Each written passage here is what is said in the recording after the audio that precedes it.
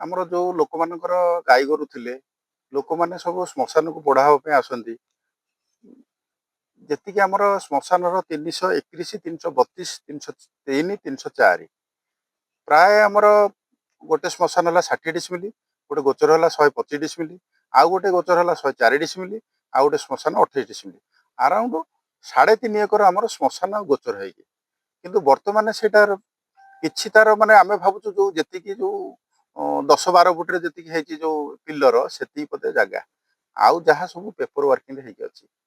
ତେଣୁ ଆମେ ବାରମ୍ବାର ଆର୍ଆଇ ଆଉ ତହସିଲଦାର ସାର୍ଙ୍କୁ ଅଭିଯୋଗ ସତ୍ତ୍ୱେ ସେମାନେ ଆମର କୌଣସି କାର୍ଯ୍ୟକାରୀ କରିନାହାନ୍ତି। କେବଳ କିଛି ବିଲ୍ଡର୍ସ ଆଉ ପ୍ରଭାବଶାଳୀ ବ୍ୟକ୍ତିଙ୍କ ପାଇଁ ସେମାନେ ଚୁପ୍, ପ୍ରଶାସନ ଆଜି ଚୁପ୍। ବାଧ୍ୟ ହୋଇ ଏବେ ଆମେ 1/6/2025 ସୂର୍ଯ୍ୟନଗର ଅଫିସ ଭିଜିଲାନ୍ସ ଅଫିସରେ ଆମେ ନେଇକି ତାଙ୍କ ନାଁରେ ଗୋଟେ ଅଭିଯୋଗ କରିଥିଲୁ। ସରକାର କହିଲେ ଯେ ଉଚ୍ଛେଦ କରିବେ ବୋଲି। ଉଚ୍ଛେଦ କଣ କରିବେ? ଆଉ ଯାହା ବି ଜାଗା ଥିଲା ସିଏ ସବୁ ଲୋକ ମାଡ଼ି ବସିଲେଣି।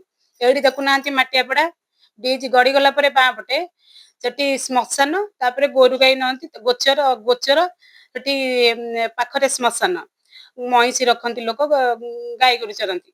ସେଠି ଲୋକ ମାଡ଼ି ବସିଲେଣି, ମାନେ ଲୋକ ଗାଈ ଗୋରୁ ରଖି ପାରୁନାହାନ୍ତି କି ଲୋକ ଶ୍ମଶାନକୁ ବି ଟିକେ ଯାଇପାରୁନାହାନ୍ତି, ଲୋକ ମାଡ଼ି ବସିଲେଣି ସବୁ। ଆମେ ଏଇଟା ବିଗତ ପ୍ରାୟ 5 ବର୍ଷ ହେଲାଣି ଆମେ ଆର୍ଆଇ ଆଉ ତହସିଲଦାରଙ୍କ ମାଧ୍ୟମରେ ଆମେ ତାଙ୍କୁ ଜଣାଉଛୁ ଯେ ଆମ ଗ୍ରାମରେ ଯାହା ଗୋଚର ଜମି ଅଛି କିମ୍ବା ସରକାରୀ ଯାହା ଜମି ଅଛି ତାଙ୍କର ସେ ଆମକୁ ସେଇଟା ବାହାର କରି ଦେବା ପାଇଁ, କିନ୍ତୁ ସେମାନେ ସେଇଟା ଟୋଟାଲି ଶୁଣୁନାହାନ୍ତି। ପ୍ଲସ୍ ସେମାନେ ଯୋଉଠି ଯାହା ବର୍ତ୍ତମାନ ବିଲ୍ଡର ମାନେ ଯାହା ପ୍ଲଟିଂ କରୁଛନ୍ତି ସମସ୍ତ ଗୋଚର ଲାଗି ପ୍ଲଟିଂ ହେଇଛି, ସମସ୍ତଙ୍କୁ ସେମାନେ ସେଇଟା ଘର ବାରିର ପାଇଁ ଦେଇ ଦେଇଛନ୍ତି, ଆଲାଉ କରି ତା ପଟାପଟା ବି କରି ଦେଇ ଦେଇଛନ୍ତି।